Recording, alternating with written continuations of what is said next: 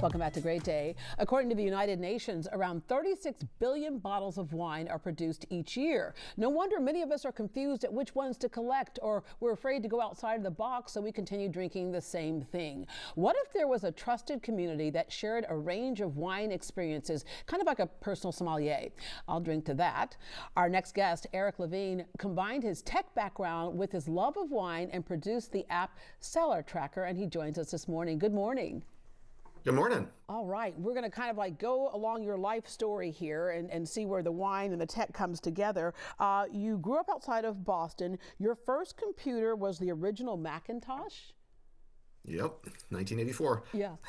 And how you bought it?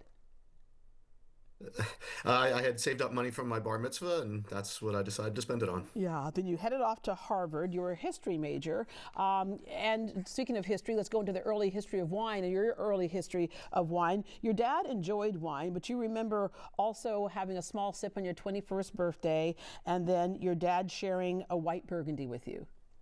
I do remember that. What was that experience like for you? You know, I just remember the wine being so both mineral and delicious, and it was just a fun moment having dinner with my parents, realizing I didn't know what I was going to be doing at that point, but I knew I was going to be taking a job and going somewhere, which ended up being Seattle. And of course, when you speak to that, it's that there was a communal moment that you had, which is something that wine does. Besides just drinking it, it brings people around the table. Absolutely. All right. You worked in Seattle. Of course, you helped to create Microsoft Office and several other things. But then back to wine, you had this vacation to Italy that kind of really set you on the path of really loving wine. Indeed, yeah. We were up in Castellina and Chianti. It was harvest 1999, and didn't know much about wine. We were biking around for the week, and I just remember it was like I had my bit flip moment. I just fell in love with it. Yeah. You're gonna have to just explain to me like why you fell in love with it. Because when I go to Italy, it's about the handbags. Yeah. Some wine too. That's probably where I got in trouble. Is I had some wine and got more handbags than I needed. But what was it about that moment? Because you had wine before, but what was it about that particular moment and what you discovered? So a couple things. One, we spent the whole week immersed in, I think, one of the most beautiful wine regions in the world, where also the foods and the wines there have thousands of years tradition. They just make a lot of sense with each other. But the specific moment was a wine tasting that they put together on the second night of the trip. And they poured four wines from the region, a Chianti, a Vino Nobile, a Brunello. And I didn't know much, but they were basically four wines all made from the same grape, all made within 20 or 30 miles of each other, and they tasted completely distinct. And I just couldn't wrap my head around that, and I wanted to learn more about it. Yeah. I love this quote that you had made, because you're obviously a very accomplished person, and you understand the tech world. You understand so many things that are mysteries to a lot of us, because you got a great brain in your head, right? And you went to Harvard. But you said you found the topic of wine hopelessly intimidating. How does that happen for someone like you? On the one hand, wine is just fermented grape juice, but on the other hand, there's literally millions of labels released into the world each year. There's a lot of information, and I think a lot of expectation about what's supposed to be good and what's bad. But the reality is, it's just, as you said earlier, a beverage to share with friends and family around a meal. So, the truth is somewhere between both of those things. And I was just trying to unwrap it for myself. And as you went to collect, you started to lose track of things. Then you decided, I'll just kind of create something for myself that's better than a spreadsheet. And tell us what that early rudimentary for yourself looked like. So this was 2003, and being a weird, nerd working in technology, I decided to make a website hosted on a web server in my basement, as one does. But the goal was just to catalog both my collection and the things I'd tasted. And so I made something for myself just as a little hobby. And I thought I was done. Happened to then go and show it to two friends whose immediate reaction was, "Oh, I want to use that," which I hadn't thought of. And then I realized three people could be 300 or 3,000 or 300,000. So you're flashing through different images of some of our earlier technology, but that's CellarTracker. So literally just started as a hobby. And what you realized is that you weren't just like tracking your wine. You could see someone's wine notes or their critiques of whatever wine it was for whatever situation. And you knew this could be so much bigger than what you started out with.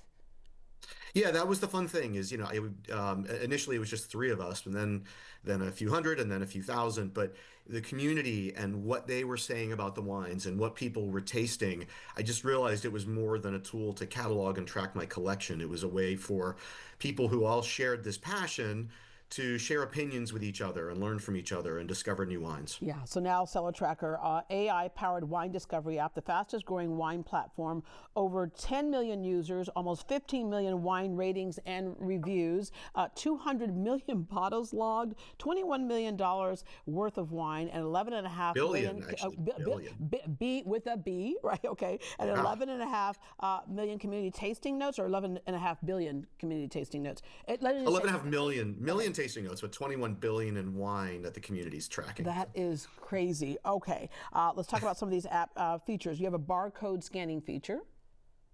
Yep. If you buy a bottle, a lot of times there's from the producer or the importer, there's a barcode in the back, so you can just go and scan it. That wine will pop right up, or you can take a picture of the label. It'll identify that and let you know what wine that is very quickly. Yeah, drinking windows.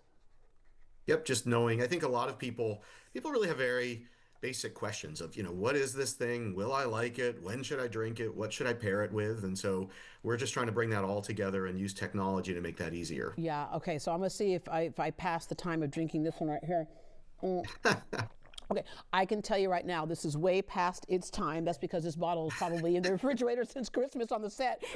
But again, that is a thing. A lot of people don't realize that is that sometimes you can get a great bottle of wine, but not before its time or not after its time is it the best.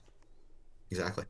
All right. And Yeah, and it's, people can overthink that, but it is important to pay attention to when you want to have it, especially if you've bought a few bottles of the same wine, seeing how it evolves, because it does change over the course of time. Yeah, and then a recent AI feature that was added is to learn what you like. Oftentimes if you talk to a sommelier and say, what should I be drinking? They go, drink what you like. Don't go by the price by itself. Don't go by a cute picture on the bottle, or don't go by a cute title.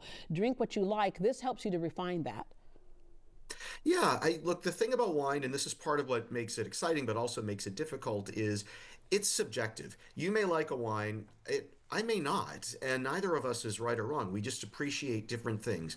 There's so much diversity. So the key thing for people is gaining confidence and knowing the things that they like and don't like, so they can make better choices when they're just out at a restaurant or at a retailer trying to find something. Yeah, and I love that part when you're at a store, you're buying on the fly, you can get instant feedback.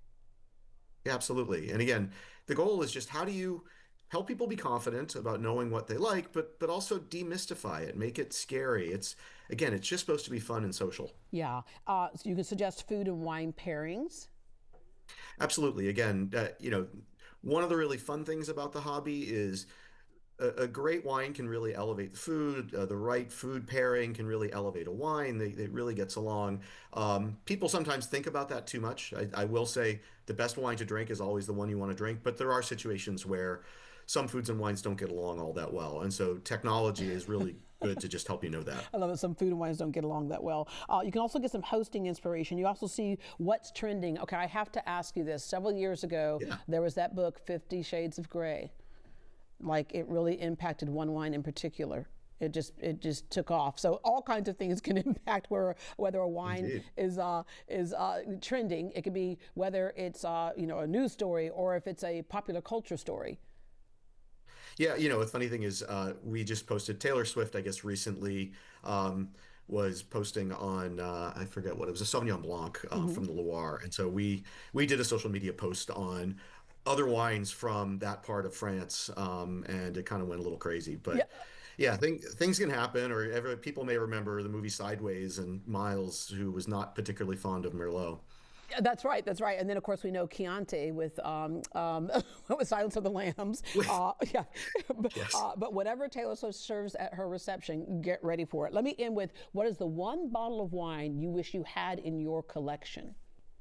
The one bottle of wine, my desert island wine. It's something called it's Chateau Pichon Longueville Comtesse de Lalande, or just Pichon Lalande. It's a mix of Cabernet and Merlot from the Bordeaux region of France, and the 1982 vintage is magical. I've had that wine a dozen times. I think I have one bottle left in the cellar. it never fails to amaze me just how it transports you to another place. All right. Thank you very much for sharing this with us today. And what I love about it is that this app is for, novices and experts alike. It's for everybody who enjoys wine. Absolutely. All right. For more information on the CellarTracker app, visit greatdayhouston.com and we will provide links.